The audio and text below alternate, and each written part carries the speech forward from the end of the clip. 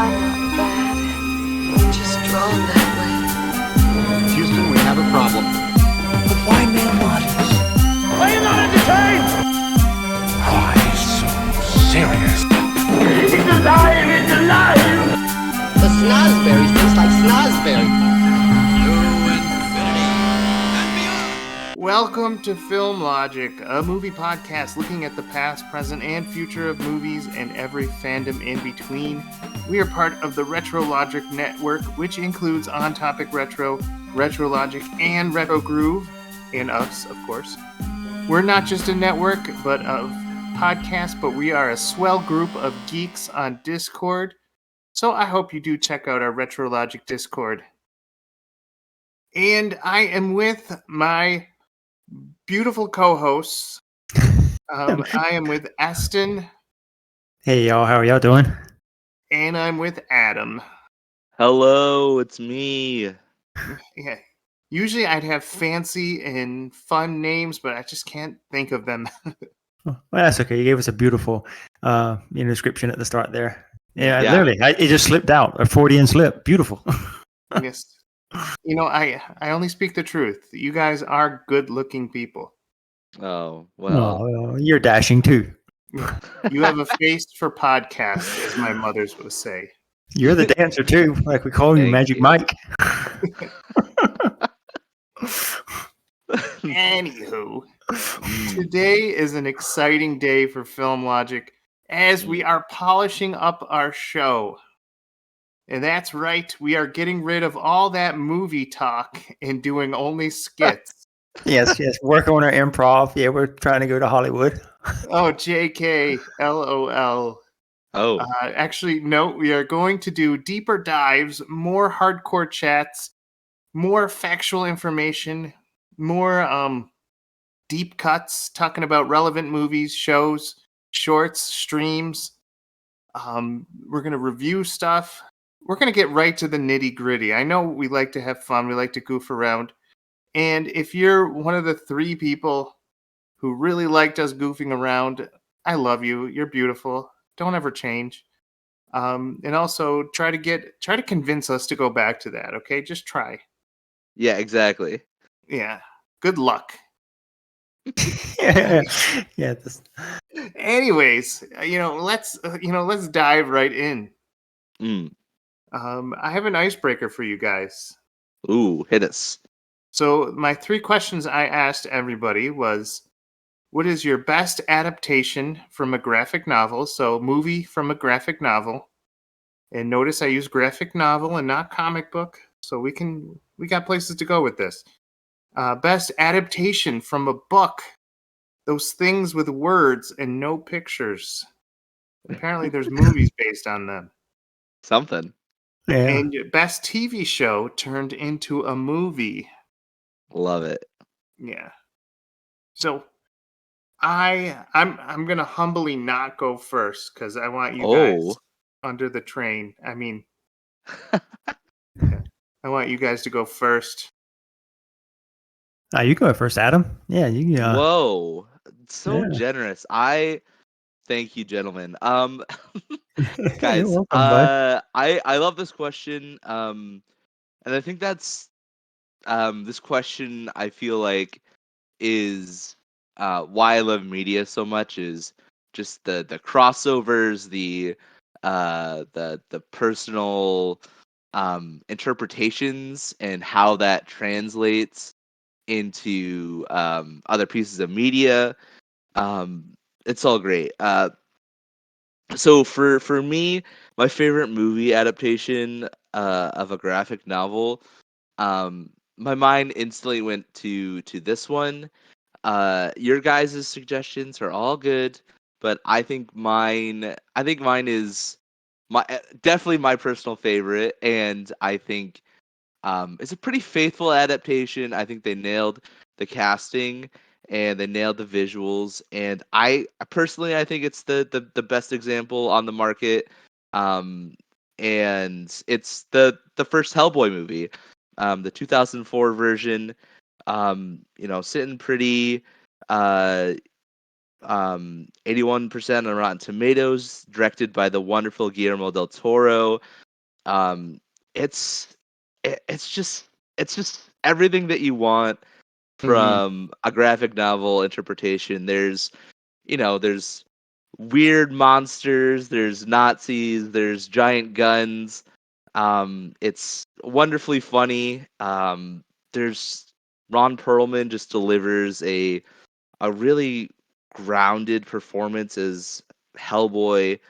Um, yeah, I mean it's everything that you want from a graphic novel retelling. The visuals in it are great. Like it's a wonderful mix of practical effects and um CGI. And I think what really makes this movie for me is just the writing. I feel like they really capture um all the characters really well. I think Hellboy is written great. I think Trevor is really great. It was well depicted. Um, Abe is great. I think he's all the characters that you want to be good are good, and I feel like they're a very faithful depiction of who they are in the comics. So I don't know. Have you guys seen this? How do you guys feel about it? Um, so Adam, where were Mm. you Mm. in 2004 when I tried to get my dorm mates at Houghton College into this movie, and they told me it was meh.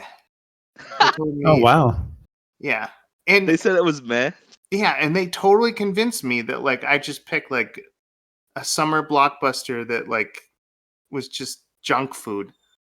And I had believed that I was the only person. Like I didn't even believe that Rotten Tomatoes had my back on this. And apparently they like this movie. Yeah, no, it's a real solid. Yeah, it's a solid. What has it got? 81% on Rotten Tomatoes. That's Um, crazy. Like yeah. like Well, I and mm, I was just saying I was totally convinced that like this was one of those movies that I liked that was, was meh at best, trash at worst. And like I'm trying to think like I'm like maybe times have changed now that we're in a comic book era where this movie is more like more people are open to this movie, but in 2004 people were like maybe they were trying to compare it to Lord of the Rings yeah, or right. something. I don't know. Maybe. I mean, part of it maybe it just hit me at the right age. I was, I think, 12 or 13 at the time. So I it definitely was right in my wheelhouse. Reading comics and graphic novels left, right, and center, and um, it made. I think it was. I mean, as a box office success is a budget of 60 to 66 million, and it made almost 100 million in 2004 dollars. But um, yeah, I think really what sold it for most people is probably Guillermo del Toro directing it. This was like right when he was kind of hitting it out of the park with a bunch of a bunch of like sci-fi horror sort of films between like Blade and uh what was it, Pacific Rim and Pan's Labyrinth and stuff like that. Like he was hitting stuff back to back to back. And um yeah, I think this is a wonderful kind of, he just captures the essence of the graphic novel well. And I think I think the other thing that it does well is that for the people that liked the graphic novel, this was a faithful retelling, but also you didn't have to have read the graphic novel to have enjoyed it. Mhm. Yeah. Well, I'll let you continue. So that was your best adaptation from a graphic novel. Yes. Oh, we're gonna go right through it. I love it. Do it. My and guys, I respect your choices that you've made for your adaptations from a book. You know, those are all great movies that you chose, but you know, they pale in comparison to maybe the greatest movie of all time. I don't. I definitely. Yeah, I'll say it. It's the greatest movie of all time. Definitely my favorite movie of all time. But Return of the King, right? Like it just has to be. Um. Uh. It just has to be that movie. Agreed. Apparently. Apparently, my two movies are like they have to be from 2004. But I mean, what's the what more can you say about Return of the King, right? You know, it's made $1 billion in the box office since its release. Launches it makes Elijah Wood, Ian McKellen, Viggo Mortensen, Sean Astin, Andy Serkis, all household names. Orlando Bloom, it launches a career. Um, I mean, it's just an incredible piece of movie magic. Like Mm-hmm. it hits everything out of the park. The special effects, the sets, the writing. It really does feel like Return of the King turns everything up to 11, and um and it won basically every Academy Award that it could be nominated for, right? Like it Mm-hmm. won Best Picture, Best Director, Screenplay, Art Direction, Costume Design, Editing, Makeup, Original Score, Best Original Song, Sound Mixing, and Best Visual Effects.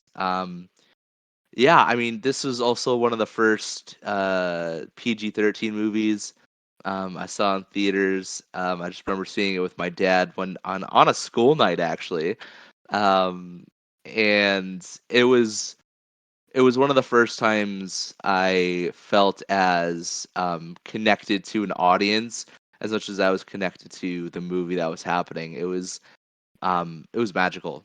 I mean, and it's not often that an almost 4-hour movie can capture the attention and the imagination of an audience. And Return of the King is still I think that the yardstick by what other book adaptations are measured by. By no means do I think it's perfect. I think that they um, I don't think it perfectly captured. If you ask any, Lord of the Rings fan, did they miss certain things? Sure, they left out, Tom Bombadil or what have you. But I think that's what the essence of what makes the Lord of the Rings trilogy so perfect is that it's such a great adaptation from a novel to a movie because books are able to just capture so much more depth and detail, and the Lord of the Rings trilogy was able to capture as much of it as possible, but while being faithful to like a visual medium. And Mm-hmm. I and Lord of the Rings is just it's a pillar, right? It's a cornerstone of cinema in the last 30 years, right? Like Mm-hmm. it's Star Wars, it's Jaws, it's Titanic, it's this. Like it I don't know. It's a perfect movie to me, and yeah, I love it very, very much. So Return of the King is my favorite book adaptation. And then another movie that I hold very, very, very, very close to me. Another one of my favorite movies, TV shows adapted. Monty Python and the Holy Grail. I mean, it's just perfect. The sequence of John Cleese as Lancelot running up to the castle to save what he thinks is a princess, and it's just like one long shot of him running, and then it cuts to these guards, and then it cuts back to him running, and then it cuts back to the guards eating an apple, and then it cuts back to John Cleese still running, and then like the back and forth cuts, and then it suddenly is just a jump cut of Lancelot stabbing one of the guards. that that scene is single-handedly defined what I think is funny for the last like 30 years of my life. That is, the Monty Python and the Holy Grail has fundamentally changed me as a human being. It's defined what I think is funny, and it's yeah, it's just so wonderfully offbeat, and it's so wonderfully strange and funny, and um, I will and truly judge who I can be friends with if they think that this movie is funny or not. And I just love it. Like it's perfect. And yeah, and I think it's just a wonderful example of um taking a TV show and making it into a movie. I mean, it's hard. It really just feels like an extended Monty Python episode, really, at the end of the day. Right. Um, and I mean, how can you go wrong with, you know, just letting Terry Jones and Eric Idle and John Cleese and Cherry Gilliam and all those guys just running rampant out into the British countryside? I mean, you really can't go wrong. Um, and I mean, the movie is just so endlessly quotable. Like, my name is Tim, or they call me Tim. Like, I should have said, yeah. I mean, it's great. Mhm. The Holy Hand Grenade of Antioch. It just goes on and on and on. The only other one that I thought came close, it was kind of it wasn't really a coin flip because I think I like Holy Grail a little bit more. But Life of Brian was a close second for me in terms of like all the movies that they made. Mhm. But yeah, this one just ticks all the boxes for me. Your mother was a hamster. Uh, yeah, it's great. If you haven't seen it, why are you listening to this podcast? Go watch it. Of all the all the two other movies I talked about, um, this one this one's so wonderful. And it's just one of my favorite. It's one of my favorite things. I don't know. How about you guys? Have you seen Monty Python, The Holy Oh Grail? yeah. Oh yeah. Yeah. I've seen it multiple times. Yeah, I've seen it. I never get tired of watching it. If actually, like in real life, I actually quote that movie a lot and make jokes about it here and there. Like you said, the Holy Hand Grenade and the Knights of the Round Table. We dance whenever we're able, and and then and my favorite scene actually from that movie, that one that made me actually like cramp. I laughed so hard, my abdominals were cramping. Was when he's trying to explain to the guard what to do, and the guard keeps getting it wrong. He's like, no, no, no, no, no, no. I want you to not letting his son go through the door, and then Yeah. he gets like botch it. I like that is just like classically written. I'm like, this is just like poetry in motion. How they're able to like, if they did this in one take, yeah, I will buy them all lunch. That's so funny. It's a silly place. Yeah. Um, it's just great. Uh, Part of what makes it so great to me is how much the actors and the writers really do care about the source material because they get all their references just right. And it honestly, as funny as it is, it also does feel like an extension of the Arthurian legend, right? Like it doesn't feel too out of place. Like they're faithful to the source material, and you could tell that they love like the Arthurian legends, and it's just great. It's wonderful. Yeah, it's a timeless movie. I mean, they did really well with the writing of it and everything.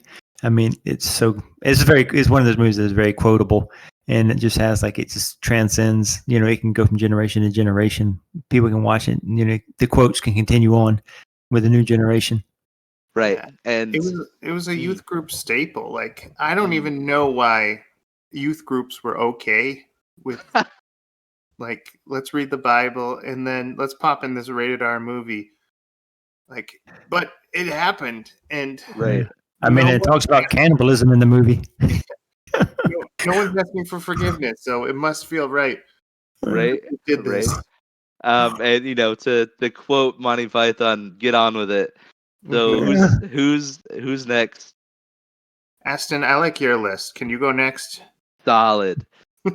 Oh, sure, yeah. I actually was tossing up. I mean, I wanted to put Hellboy on here, but I'm like, I know one of y'all definitely will put it on there, so I know it'll make it on the scoreboard. My first one is Akira. I think pretty much safe to say over 50% of the peoples that are listening to or people that are listening to this podcast have actually seen Akira. Great adaptation into like a movie. I mean, you're talking about the Holy Hand Grenade. I mean, that's in like, another movie, the Ready Player One. It's iconic. Well, Akira, that red motorcycle, has become iconic. People just haven't even seen the movie. They actually just recognize Akira and that red motorcycle. And, I've read things that have said, why did this movie hit so well with people? And I've read, some short little essays on it talking about the undercurrents of talking about Japanese culture and about how this is adapting from Japan rising from the ashes of nuclear fallout of World War II, and then growing into its own right and power, and then becoming a little bit too sure of itself and needed to be checked, and perhaps just being a kind of a cautionary tale to not let your new powers go to your head and let you be your own downfall. And so some of the messages that are in there is what kind of propels it past just being a visual anime movie that has a compelling plot that you'd like to follow. But I mean, definitely, Kira's been around so much that I feel like if I talk more about it, it would be like landing on ears of people that definitely have know of it and heard about it and seen it. And yes, it's solid. I mean, if anyone says what anime should I watch starting out with, as far as give me 5, I would definitely have this one on the list, Akira, for sure. As far as the movie animes, not a TV series, but a movie of a collection of anime movies. And then for the best adaptation for a book, I went with Ender's Game. This one, actually, they stay really true to the book. I've read not all of the books. I've read, at least the first 4 that are out there, and they really did lockstep with how the actual the book reads, as far as the Fomics or the buggers. The book picking up 50 years after their first attack on Earth, and you get to meet all the major characters. What was interesting, what I liked about it was with the movie is because in the book, it describes them as buggers, and describes them to a point of insectoid things. So, it's always interesting when you read a book and you get, there's aliens involved or a creature involved or something like this. And we all have our imagination, so we all visualize things, but then we actually get to see it produced on film and on screen. And so you actually get to visually see it. Yes, that was another reason why I was really wanting to go see this movie, because I read these books, and so I had some grounding in the culture of these books and their storyline, and I wanted to see what these things were going to look like. And then the dream sequence, I wanted, when he's chasing the mouse, I wanted to see what I was chasing the mouse. I want to see what that was about, and I see that represented visually, and they did really, really well as far as, again, like I said, just falling out. And I mean, I was very surprised they actually got Harrison Ford in it. And, they got Ben Kingsley. And so they got some, some notable names to come on board. So, I wish the movie would have had better box office success, because I wanted it to continue on, to follow the other books, at least get to the Hive Queen and the Hegemon. But, because you can actually see some more of the characters from the first movie and how they can have some of their redemption in later books.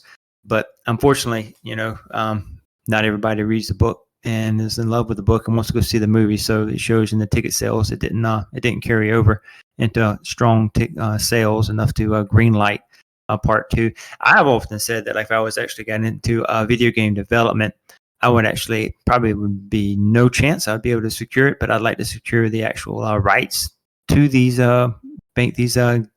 books into a video game, because I would think this would be a very good kind of not an RPG but a platformer type video game to play, to go through these books, because it's a great storyline, and I think it would adapt to a video game really well.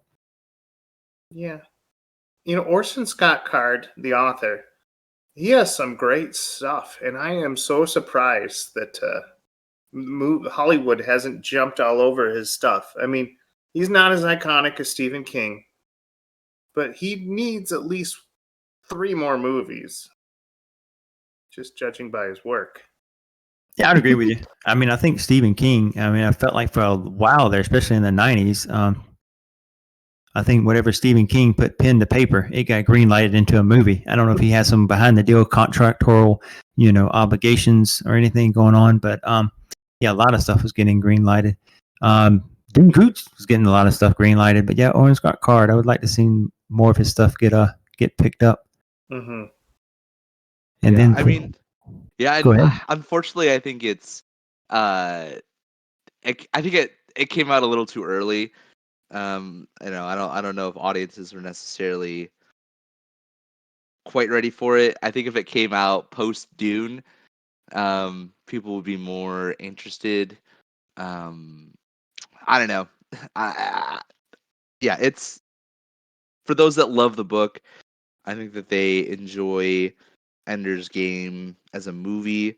The visuals I think are great. The cast are great, like you were saying, but it does just feel like it came out like 10 years too early, and which is unfortunate because I think if it was given a budget like a budget or care like Dune is getting, or Blade Runner, this could really be something. But yeah, it came out way too close to that awful movie, Valerian and the City of 1,000 Planets. And I yeah. think maybe people mentally said, oh, that's just the same movie. Yeah, just compartmentalized it. Yeah. Yeah. Just so much like that. Yeah, I mean, timing can be sometimes what does you in. I mean, because if you compare it to I was like at times I've thought about it, I'm like, well, is it because it mainly like it revolves around like a cast of youth, and I'm like, and it's not like every minute pacing of action. I'm like, no, not really. That can't do it because I mean, let's look at Hunger Games. I mean, that was like around a lot of youth, and it's not every minute. It's like shooting and looting, stabbing and grabbing, and it took off. So yeah, it can just be timing. But for the for my TV show turned into a movie, that one makes the timing revolve around it to a level now, and that would be Mission Impossible. The movies keep hitting. When I think like, how can they make the next one better? They do it. I mean, if you're not a Tom Cruise fan, then I mean, you're probably a Simon Pegg fan on some level. And so, I mean, it's a great chemistry of cast, and they do really well with the plot writing. Henry Cavill was, in one of them. So there you go. You got your Superman in one of them. And they're to a point individualized, except for, I think, 2 of them, have actually been, connected. They've had the cast carry over. Yep, they have. Now I'm thinking about it.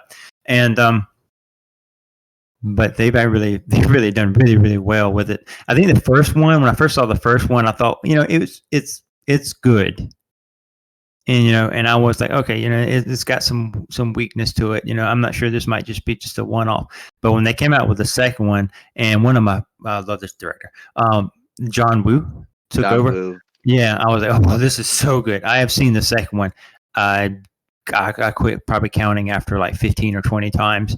And then that was like after that was when they kind of had me hooked, and I was like really started watching the series, and and I'm not watching it because Tom Cruise does his own stunts, and I'm like, let me see how he's going to try and kill himself this movie.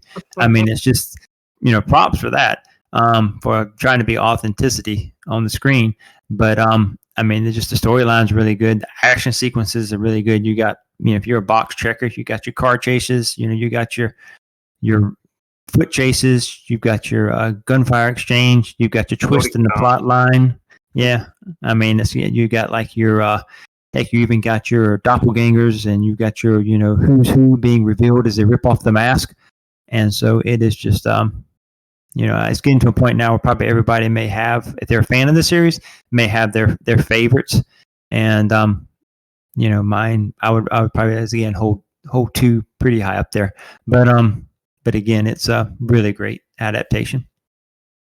Hmm. Yeah, that's great. Yeah, no, those are solid. Yeah, I do like the early one through three out of they're good. But it just feels like the Christopher McQuarrie ones, the recent ones, the recent one with the turnover of the cast, they just feel like on a different level. Um, I don't know. It's the same director that did, well, funnily enough, like all the recent Tom Cruise vehicles, like Top Gun and uh, Edge of Tomorrow. Um, yeah, they just feel, yeah, the recent ones literally are just like how much of a bigger thing can we make Tom Cruise jump off of, and you're just like they're running out of things to jump off of. Yeah, well, they could pick up the Edge of Tomorrow more if they want, because that's actually a graphic novel, and they can actually run with that more if they wanted to. Yeah, but There's that was just a one-off. there's a joke that Tom Cruise's biggest stunt is performing next to an actress that's taller than him. So every movie, every Yeah. movie he's ever been in. Yeah. He has amazing balance to stand on boxes. Yeah. I mean, imagine being so well known that people don't care that your height is not anything like the hero that you're portraying. Like he's in that Jack Reacher. Yeah, I hope I'm getting that right name. Yeah, yeah. Yeah, The yeah, one yeah. with the Not Jack massive Ryan, Jack guy. Reacher. Yeah. And they said, well, how about a guy who's 5'4"? It's amazing that he made it. Right. He could audition for Ariel and get the mermaid role if he wanted it. Ain't that the truth? Mm-hmm. Oh, Cool. I was just looking up Tom Cruise. Apparently, he was born in Syracuse, New York. Look at that. Well, there y'all go. Y'all can actually go and go. Yeah, y'all can go visit him. His hometown. It's where he grew up. That's great. Put it on the bucket list. Put it on What the about bucket you? list. What about your Okay. list, Mike? Yeah, Mike. Best adaptation from a graphic novel. Surprise, it is not a DC work.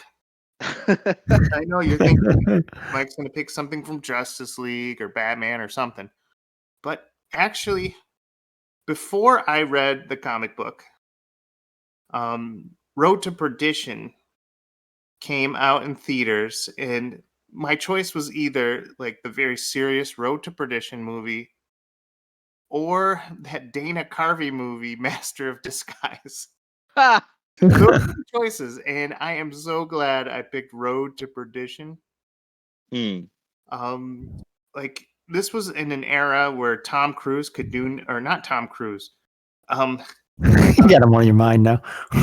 Now I'm thinking about him.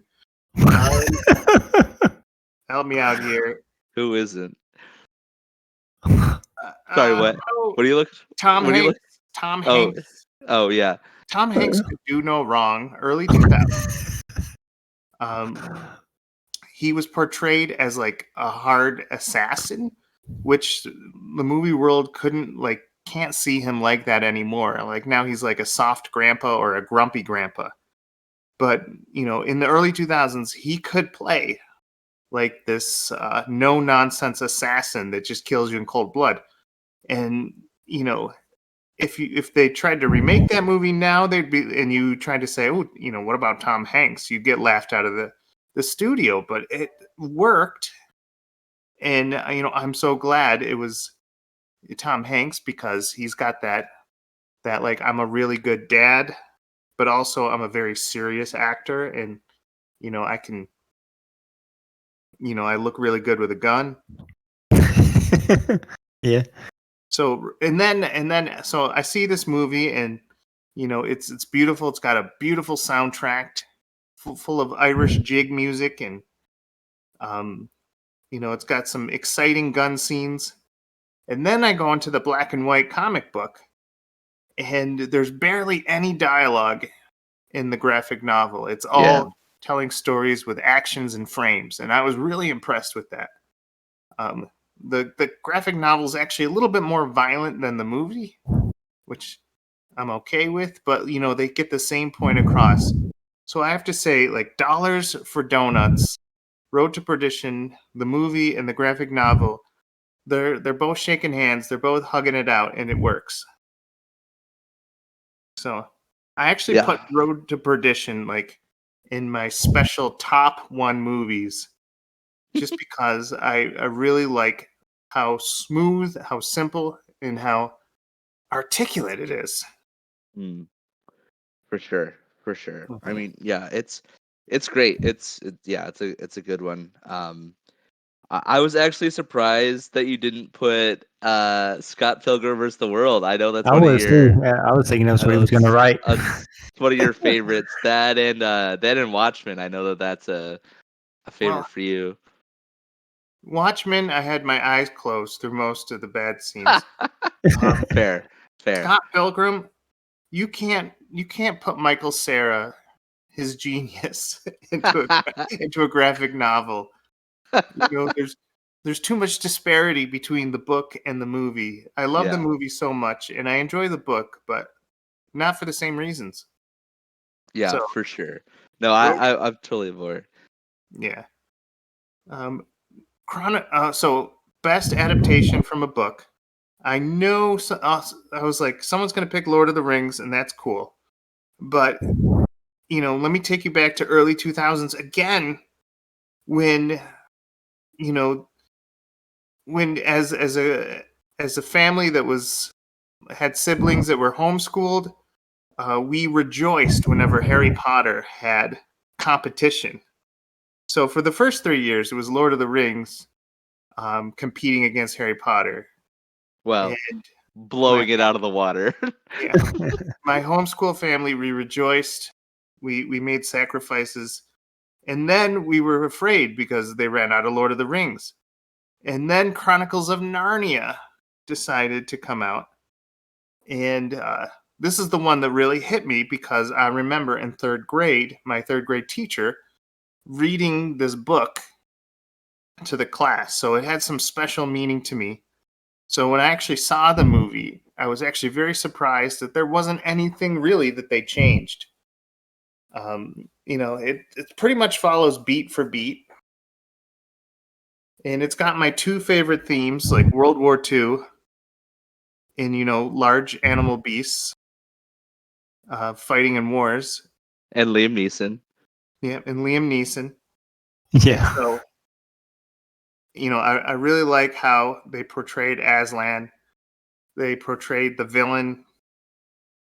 It's just an all-star cast. And I was surprised when I saw Santa Claus in the movie. I was about to say that was the random thing out of the whole movie. I enjoyed the movie, but the one thing I would edit out would be Santa. I was like, Well, huh? is he in the novel? I feel like He is in the novel, I'm told. yeah. So That's that's just to why me such a record scratch moment for me. I was like, what?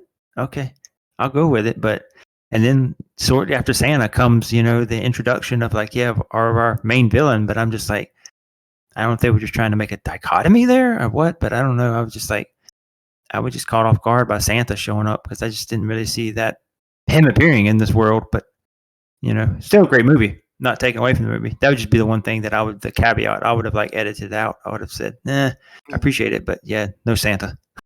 as much I was thrown off by it, a part of me was like, this movie has guts. mm, This movie didn't even blink when it came to a chance to show Santa Claus. So that's the movie I want to back in a fight. yeah. Also, as a side note, the amount of people that have in conversation told me that um that they're, let's just say, awakening to the world of romance is was James McAvoy as a shirtless Mr. Tumnus. Um is not one. Yeah, I've had several friends be like, yeah, that's that really does it for him. And I'm like, okay, that's that's not the point of this movie, but I respect that. That was the hook. That was the ticket sales. Yeah, just a shirtless James McAvoy. He wore a Uh, scarf and he was shirtless. He was the perfect Abercrombie and Fitch model. And right? yeah, really won over those fans. Oh yeah, Yeah. that man, it got him the votes, pushed him over the edge, got him into the Golden Compass series. Yeah, there you go. So great. Yeah. So finally, my best TV show turned into a movie. Now, I actually came up with this question, and it really dawned on me that I can't think of more than 3 TV shows that turned into a movie, and I can't think of 3 that I like. But I did find this one, and there was this small show on Fox called Firefly. I loved it. No one really remembers it. I remember it. I loved it. I was Nobody pissed the day they canceled it. I was pissed the day they canceled it. Nobody likes it. I loved it. I loved it. I was so upset the day they canceled it. I don't know what you're talking about, Eston. Yeah, I enjoyed it. It was so awesome. It was like Western meets sci-fi. Yeah. Well, so apparently there's this guy named Joss Whedon who was really big around 2012. And Getting high on Buffy.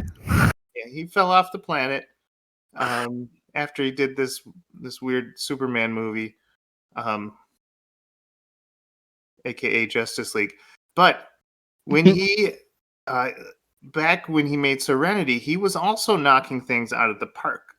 Like his way of doing comedy and action scenes, he was kind of like the Taika Waititi of his day.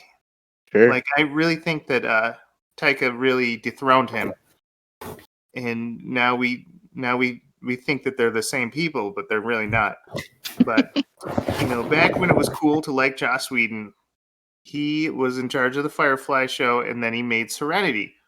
I had not been too well versed in Firefly, though my dorm really like it. So I gave Serenity a shot, and I was kind of blown away by how it had all these cool things. It had a cool assassin that uses a katana and has like this speech planned. It kind of goes into the backstory of River.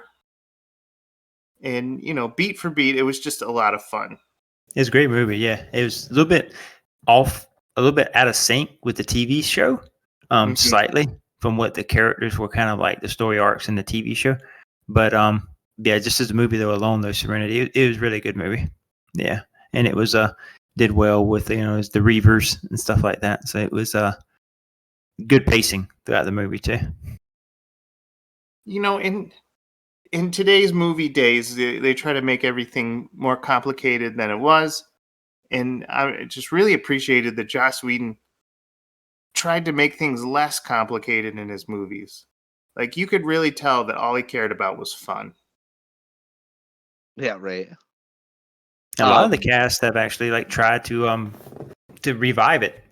Yeah. Firefly. I mean, there's a lot of them. Yeah, they've been said. Yeah, I know Nick actually tried to buy the rights to it so he can actually start it back up using some of his own money. I've read in an interview, and of all things, I had a friend of mine that went to the Star Wars celebration down in Florida, and Alan Tudyk was there signing autographs. So when he went to get his autograph, he actually told Alan, he's like, "Man, I want to let you know I really miss Firefly." And he looked up at him and said, "You and me both. I hate they canceled it." And true story. Well, if you are looking for the multiple seasons, the graphic novels do a pretty good job of keeping up with the theme of the show. Yeah, right. For sure.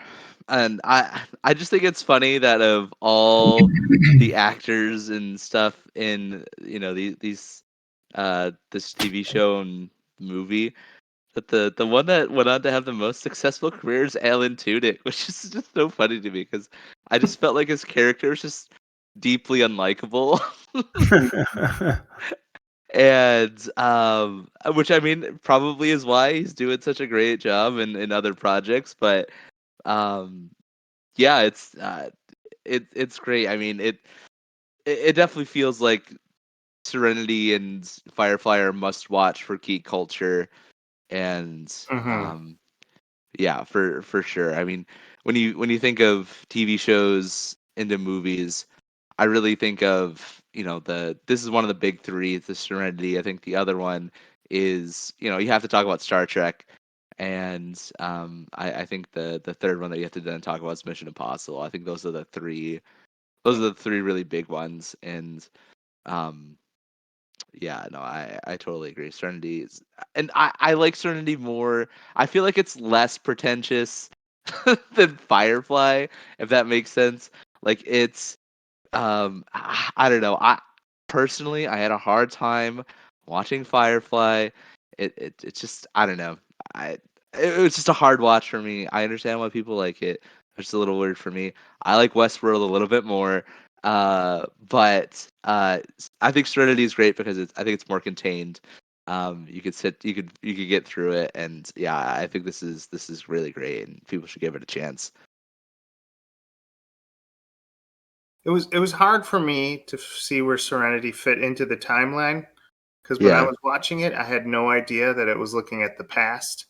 Mm. And That's what I mean by like it was kind of out of sync. Yeah. yeah, but like once someone explained it to me, and that's what I hate about TV, like movies made from TV shows, is like if someone has to explain the TV show and catch me up to speed, then there's no reason I should see the movie. Yeah, no, that's fair. Yeah, I mean it's iconic. I mean, heck, I mentioned the movie earlier, Ready Player One, and actually, yeah, if I remember, yeah, the Serenity ship is actually in Ready Player One. So I mean, it's gained iconic notoriety Hmm. Well, speaking of books, and icons. icons, we're here to, it's May, it's Marvel month. Well, at least is this week. We're gonna go deep about the Marvel industry. We're gonna talk about Marvel's think tank. Like, what's the inspiration, or what's the idea about their shows, their movies? What's going through the executives' heads, and we're gonna look at the whole superhero as its own niche, and how it's so successful because of Marvel. So let's get to the meat of our show. First of all, can anyone explain just how massive that Marvel has been on the superhero movie market? I mean, it's definitely made a footprint. That is for sure. It is like, I mean, I think when people think about superhero movies at this point, it's just a knee jerk reaction. You think about, oh, the Marvel movies, and again, I think a lot of it started off with just like we were talking earlier about one of my movies about timing. I mean, it was just perfect timing having the Iron Man come out when it did, and then having success, and then Captain America. Because I remember when they advertised Captain America, I was thinking, okay, this is gonna be a superhero movie. I mean, it's gonna probably come out a little bit washing a lot like the Spider-Man TV show series back in the '80s and stuff like that. It's gonna be okay. It's entertaining. It's kind of hokey. I mean, but I went and watched it. And I was like, bravo! I mean, whoever's writing this stuff and producing this stuff, I mean, this is like next level. And so it really set a cadence for itself, and had the great timing and made a strong impact. It got out the gate running. I agree. We're talking about the company that made it normal for 2 to 3 comic book movies to come out per company per year. Something that we were lucky in the early 2000s if one came out every 8 years. Yeah. So this is like amazing. Like I can't think of any company that made a genre of movie so desirable than Marvel. Yeah. I mean, the only thing I think that comes to mind is Star Wars. Um, but that's putting it into perspective, right? Like the total revenue for Star Wars is 51.8 billion, split up among box office, merchandise, etc., etc. And then the MCU is valued at 31.3 billion. Yeah, so I mean it's worth buku bucks. Yeah, and they've Right. had great, and they've held their own. I mean, in the ring, if you will, because I remember when opinions I had around my circle when Guardians of the Galaxy was coming out, people were like, "Who are the Guardians of the Galaxy?" I mean, people that didn't, were not comic book readers. They're like, "Okay, this is going to be their first. They're going to trip now. Their first trip on a route is coming up." And then when they were like, it came out. I mean, I went and saw it in the theater, and for just put things in perspective, I didn't know a lot about the actual Guardians of the Galaxy because I didn't read like every Marvel comic that ever came out growing up, and so I was actually like, wow, this is really a solid, good movie, well written, entertaining, and so they've had some not only just the actors to be in this league, but also the actual the writing has just been like just next level. Yeah, and I think really what sets the MCU apart from DC, Dark Horse, whatever comic book adaptation movies you want to talk about. I think the difference is um, the quality, at least in like the first, three phases. Um, well, first two phases, maybe three phases. Just the work of Kevin Feige and putting together just teams of people.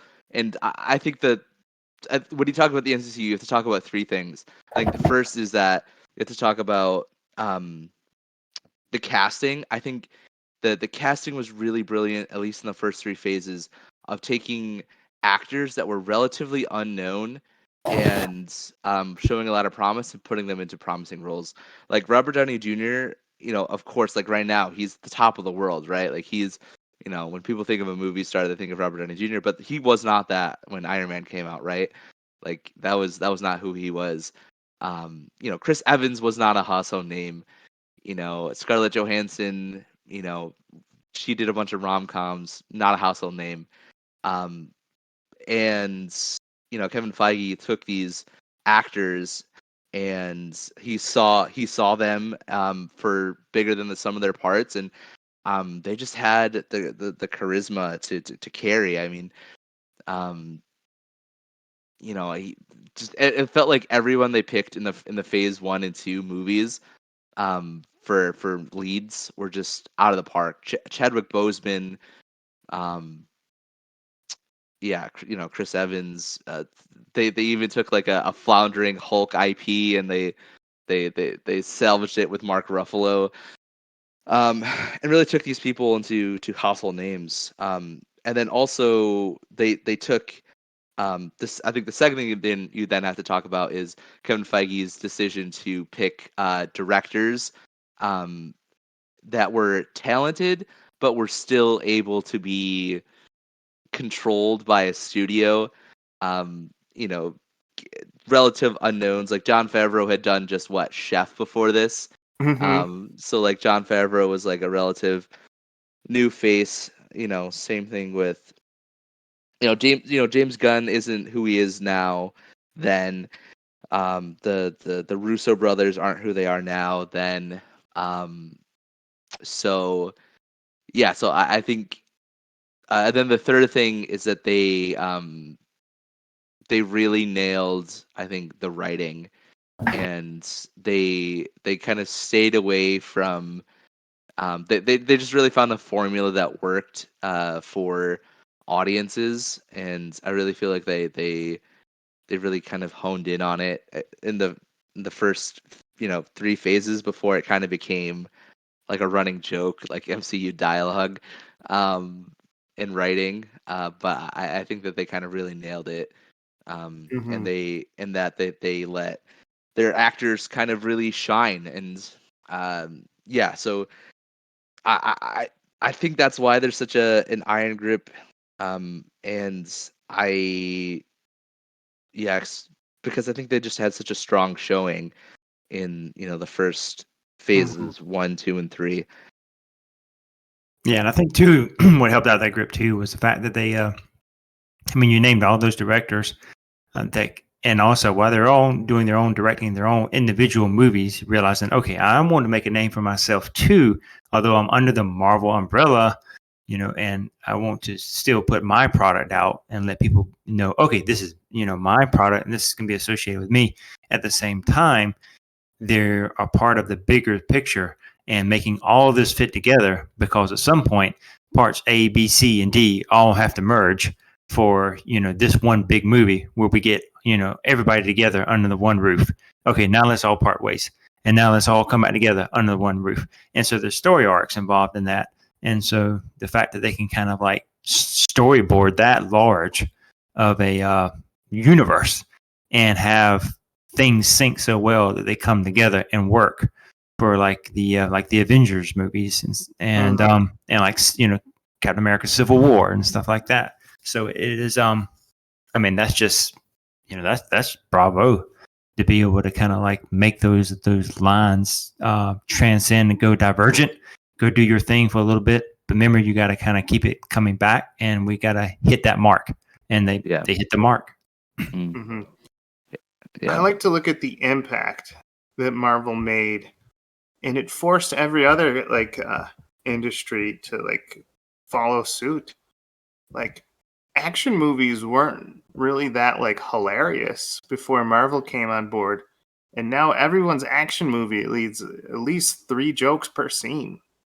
Right. Like, that's totally a Marvel Disney collaboration there. Action movies used to be rated R, and superhero movies used to be rated R, and those were the good ones, right? We didn't like the Fantastic Fours. We thought they were corny. Yeah. Now everyone's turning even their most rated R movies into PG-13s because they want a slice of that pie. So it's amazing how many tropes that are normal now because of Marvel. Well, now For we're actually sure. we're trained now too as audiences, because how many of us now actually look at one another when we're in a theater and we think, even though it's not a Marvel movie, and think, should we stay to the end of the credits? Is there an end credit scene? We just naturally fast forwarding if we're watching something you're streaming, or we're in the theater and we Google, is there an end credit scene? Because Right. we're just so trained now. Yeah, before the stingers at the end, if someone wanted to say a movie was continuing, they wrote "the end" in a question mark after it. Yeah. Yeah. That let you know there was a sequel. Now every movie has like an Easter egg stinger at the end. And it's amazing how normal that is. It's like if someone ever made a movie of just end credit stingers, I think people would love it, because it would just have reveal after reveal after reveal. Yeah, we would get it, and I think Marvel even gets it themselves. I mean, they've become such a big entity that they actually, they read the same emails, and so they can make laugh, about it and stuff. And like, we had our moment where Captain America at the end stinger, he says sometimes patience doesn't pay off, and then there actually was nothing there at the end except just Captain America talking to us. Yeah. So here's a fun fact about stingers. Apparently, that shawarma comment at the end of the first Avengers movie boosted the sale of shawarma 80%. I believe it. I believe it. Yeah. I believe it. Yeah, and I don't want to take anything away from the MCU and the cultural impact that it had, but I really do think that Disney kind of just and Marvel just hit on a formula that I think plays best with target demographics that will spend money on watching things, right? Like it's crazy to me because like you think about like DC like DC and Dark Horse, um, maybe not necessarily in their golden age, uh, but they've always portrayed themselves as the more mature option. I think DC deals with um, Mm-hmm. just more of a depth of morality than Marvel. I think Marvel can and it does do really great storytelling, but I would say that up front that Marvel has always been kind of the sillier option. Um, I Right. think it does do serious storytelling, especially with like X-Men and some other IPs. But DC has always portrayed itself as like the one that would question morality and like Yeah. The this hard idea of look at like society. right, exactly. Yeah. And same thing with Dark Horse. And I think that just doesn't necessarily play as well with general audiences. Um, Right. you can get an 18 to a 35-year-old to go see the Batman, but you're not getting 12-year-old Timmy off the street who loves playing Pokemon cards and Mario 64, or not Mario. That was a little that was aged myself a little bit. What Uh, you're playing this but afternoon? that plays Super Mario Odyssey. Uh, he's not Somebody, gonna somebody owns NSO. right. He's not gonna go watch. He's not gonna go watch the Batman. But he's super excited about Guardians of the Galaxy 3. And yeah, I think just the target demo is just um yeah, it's just ripe for Marvel um and I think that the people that I think it's easier to know less about the comics to make a good movie with Marvel than it is with DC. Mm-hmm. Um, I think you need to really know your characters and your stories and what each hero represents in the DC universe than you do with the Marvel Cinematic Universe. And I know that that's probably going to make people mad, but you Mm-hmm. have like Batman is Batman. You cannot. He's immutable. What he stands for, what he does, he's immutable. But could you tell me, what Thor acts like in the comics? I bet you couldn't. Like he's That brings up such a great point. And I think the day Marvel got in bed with Disney, I think with if it wasn't for Disney, Marvel would have tried to want to be like Batman Begins. yeah, They would have wanted like gritty movies for Punisher, because their comics can get gritty. But I yeah, think the day they got in bed with Disney's like, look, everyone wants light and fluffy stuff. Not to say that Marvel doesn't have like these heart wrenching moments; they really do. But you're never going to see them get too dark because they have to get in that median, yeah, like cool enough to make a toy brand, and fun enough to make a sequel. Yeah, right, they they play it safe when it comes to the drama. They have the drama, and they have their poignant moments, but you can tell they are holding their hand to play it safe. Hmm. And darn it, you know, uh, Tony Stark could have given the gauntlet over to Captain Marvel. She was right next to him. Or the Hulk. Is he the only option? Come on, people. um, yeah, I totally, I'm on board with all that you guys said, and I don't know. Do you guys have too much you want to add into the understanding why they have such a grasp, or do you guys want to feel ready to move on? We So, can move. Go ahead. phase 3 is all Yeah, about streaming, right? yeah, Case in point, Doctor Strange, in order to understand the whole villain's like motivation, you have to watch WandaVision, right? And so we have a new rule being played in the MCU, and I'm kind of glad that it hasn't caught on to anyone else. But there's like this relationship now where you kind of have to watch, the Falcon and Winter Soldier to understand this movie. You might have to watch Loki to understand this villain. You have to watch WandaVision. And I mean, it's cool because it shows a seamlessness between the whole universe. And they're proving that, yes, this whole world makes sense. At the other times, it kind of disqualifies people who just want casual movie watching. Yeah, I agree with you. I mean that there's pros and cons to this Marvel world, and I say that for me, I feel it's a con. Not a con if you're someone that actually is like watches the TV shows and stays abreast of everyone that comes out and watches every little show that they have, even ones that aren't going to be necessarily considered canon, because you are you're in the moment. You're caught up.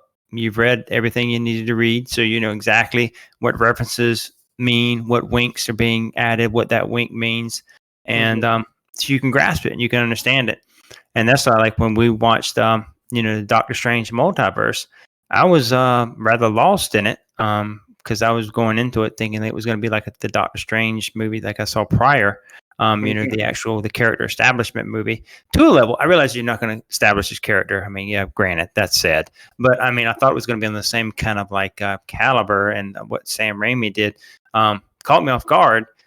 Maybe in past reviews, I've been verbally a little bit too harsh on the movie. I still won't watch it again because, once was enough for me.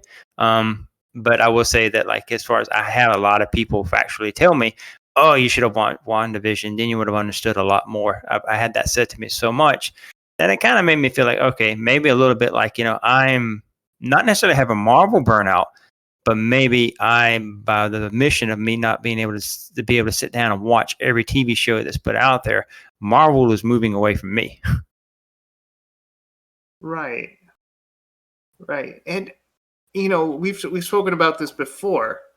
But the idea that you have homework that you got to do to enjoy a movie, to some people, that homework doesn't feel like homework. To other people, it's like, my goodness, why do I have to do all this work just so I could watch Avengers 3?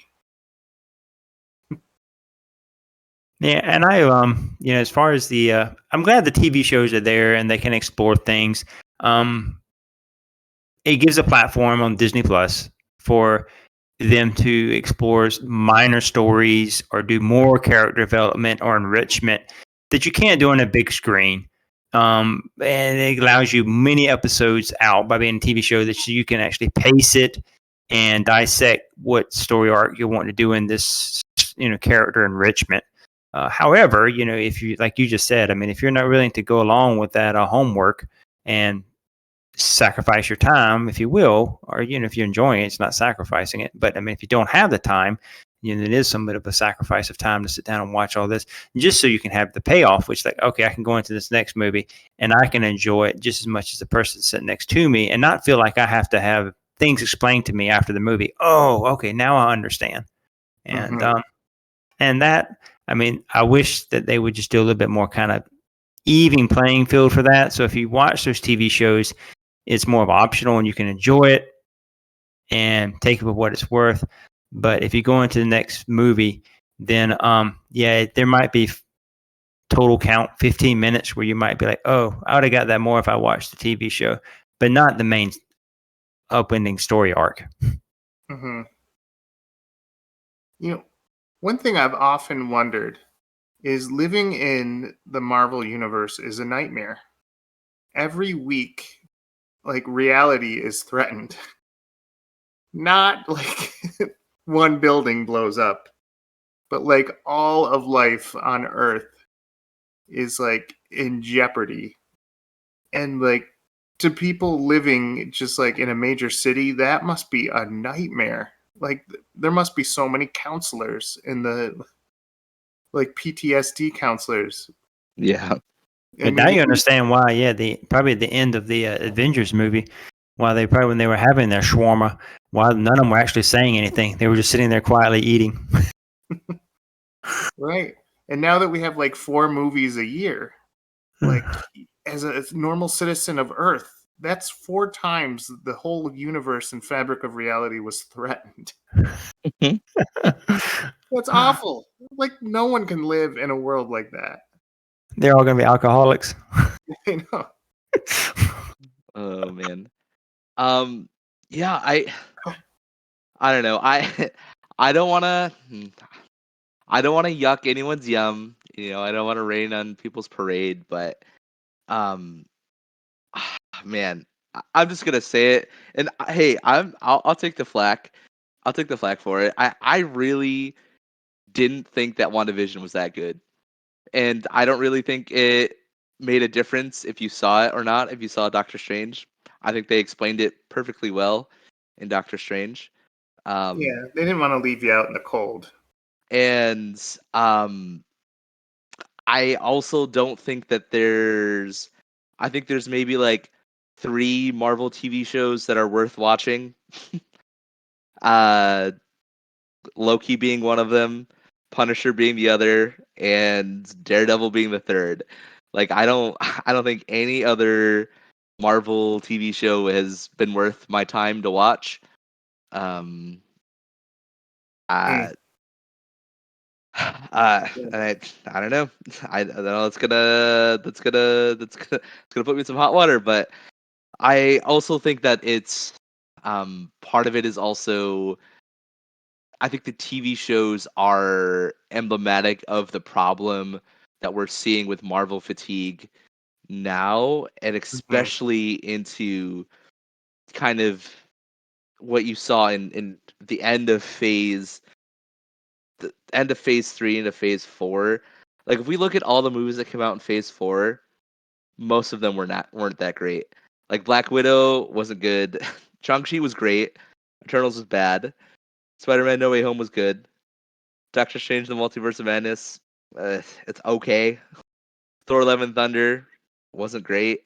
I personally really liked Black Panther Wakanda Forever. I think it's a little too early to tell how good or how bad or how important it is to the cinematic universe. But then Ant-Man and the Wasp was just bad. It just Mm. was. And um I think that I think it's the end result of some cracks that were being shown in phase 2 and phase 3. Um where I think if you were paying attention, the problem is as these characters and actors are moving on, like Chris Evans and Robert Downey Jr., Scarlett Johansson, Chris Hemsworth, Jeremy Renner, Mark Ruffalo, um, rest in peace Chadwick Boseman. I think that you're seeing a lot of the heart and the charisma move out of the series, and the people that they're expecting to carry now into the future just don't have the strength to do it. Um, like I don't know, the Brie Larson and Anthony Mackie, and I don't know the Well, it. I don't know. It doesn't feel like they have it. Like Paul Rudd. I don't know. You look at all the movies that came out in Phase 4, and these characters. Like I don't know. I just don't see them carrying. Like none of them are must see TV, it's must see understandable. movies. I think, the whole idea of a Marvel or a universe of anything assumes that, like, you have this director who's grinding away on projects, right? And these directors, they probably want to do their own projects. They probably want to graduate from the universe. I know, like, the Russo brothers will never, like, I see their stuff on different projects, and I'm like, ooh, I wonder if they still have that magic touch. And so it's weird because, like, movies were never meant to be like this 12-year project. There was more like you do 3 of them and you're done. Or if you're Fast and Furious, you do 12 of them over 30 years. And you're never done. You're never Um, done. Yeah. well, and I don't. I think that there's a part of that I think is true, but I think it's also as true as other people are trying to get into it, if that makes sense. Like like it feels now it's become like a bucket list sort of thing for actors to get in on the MCU. Right. You know what I mean? Like it it it it just feels that way. Like you look at Eternals, right? Yeah. And I just feel like the Eternals is the perfect example of everything that I have a problem with the MCU. Whereas like one, I think that the actors that they got were, I think they're very accomplished actors. Hmm. Um, I mean, you can't say that these the people that they cast aren't, like, Kit Harington, Angelina Jolie, Selma Hayek. These are household names. Um, but it didn't feel like they cared. And it didn't feel like, and like Chloe Zhao, the director, she's, an incredible director. She's an incredible person. Um, and I don't want to, I don't want to, just um, hate on her. But it's, I don't know. The Eternals were just, it just isn't good. And I think it's because it I don't know. It feels like Marvel is it's too big for itself, and it can't stand on its own legs. And the like my fundamental problem is that it just feels like all the charisma and the razzle dazzle is just gone. And I don't know what that looks like. I don't know how they recover from it. Um, Yeah, you're kind of I saying like they had a great recipe there for a while, and they decided to like invariably they had to change the recipe because people moved on, and now it just doesn't taste right. Yeah, it just something's off. I think that they're trying to do the same old recipe, but the Yeah, ingredients that they're using aren't the same quality. yeah. Um, and people shouldn't have phoned in. And I don't want to say that about Taika Waititi, but Thor: Love and Thunder did not live up to expectations. It definitely it definitely felt like you know, it felt like part of it of Taika phoning it in, and part of it felt like a lot of studio involvement. And It's true. um, uh, yeah, and I don't know what that means going going forward. I mean, I don't know. How do you guys feel? Do you feel like I don't know? Does anything I say that resonate with you guys, or I don't know? Do you disagree? Well, I think what happened is, 2012 came and they were Mm, doing something amazing, right? hmm. Something fresh, Yeah, and it succeeded. And then, once something's successful, it makes you a lot of money. yeah, You don't want it to become, it's no longer a fresh idea. Now you have to turn it into a formula. yeah, So once you turn something into a formula, then it starts to become way too, you know, common. You know, right, it's kind of like I hope lightning strikes twice. right, And so I think, Marvel, I think they're really trying to like they're trying to get that magic back that they had in 2012 and with Endgame. And pretty soon they're going to run out of, they're going to go down the wrong, they're going to go down, like they're going to try something new and it's going to fail. Or or maybe like something like a movie universe, it's not meant to last forever. I mean, as much as we love the 4 superheroes per company per year yeah, deal, like, I mean, there was a time in the early 1900s when cowboy westerns were great, and were they thinking, "Man, this is going to last forever?" Now we're lucky to get one per 5 years. So, right, I think it's a healthy view to say, this is going to fizzle out one day, and that's okay. What's the next big thing? Movies yeah, based on toys? Looking at you, maybe, Barbie. Yeah. right. Yeah. But the I don't know. The problem though is I think that the quality I don't know. I just don't see I don't see the quality ramping up. with the exception, I think, of the Loki TV show, and hopefully the Secret Invasion TV show. But Quantumania is critically the worst MCU movie, and it still made $474 million. Like I unfortunately, like, I don't think it matters at this point. Like, I don't know if Marvel care, like, until it starts to take hits in the box office, nothing's changing. Yeah, You that's what'll know, be the main thing that will change it. Like you said, when the money starts really tanking, that's when they'll start saying, okay, maybe we need to either like realize we've like kind of potentially oversaturating our market to where we put like per se franchises on every corner. And so now people are just kind of like, yeah, I've ate it enough to where now maybe we just need to like dial it back and release less throughout the year. So that way it is more of a contained release. And so that way it still feels special and we build back up the hype for it's like, oh, I'm looking forward to the next one. I'm looking forward to the next one. And it becomes less of the potential, like, well, I don't really necessarily got to look forward to it. I know, and, I'm going to get them Q4 here or, 4 times a year. So, that's, it's coming, no need to be, get too hyped. I mean, I know it's going to happen. So I just got to it's coming. And, Yeah. so yeah, there's something to be said about that kind of like consumerism psyche. Yeah. yeah, like the desire for more content.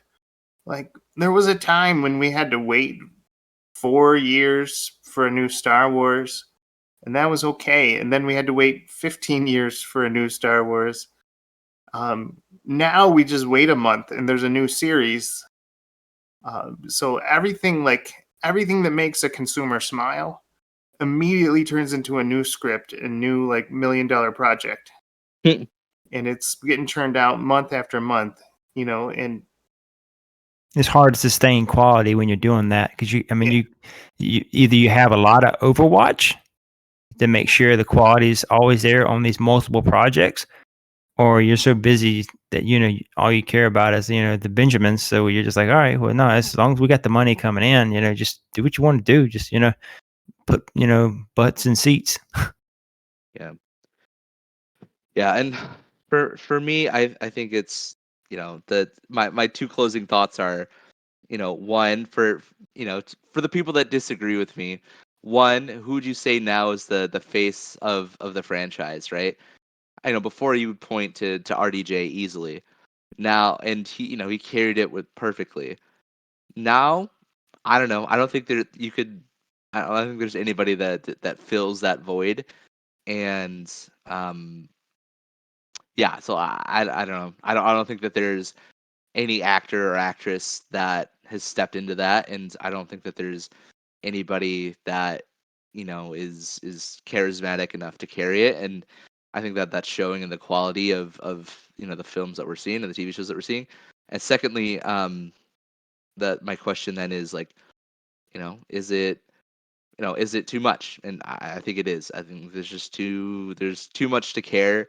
And imagine being 8 years old and being like, oh boy, my older brothers love this Marvel stuff. Now I have to watch the equivalent of my lifetime of media to catch up. mhm, It's the bar for entry is too high. And I think it's going to start leaving people behind. mhm. Yeah. I'll close with Yeah. the fact that I understand our Discord. I understand that there are diehard Marvel fans. There are the people that like truly believe that Marvel is on the right track and they're going to keep watching. And I'm happy that you found your spring of eternal youth.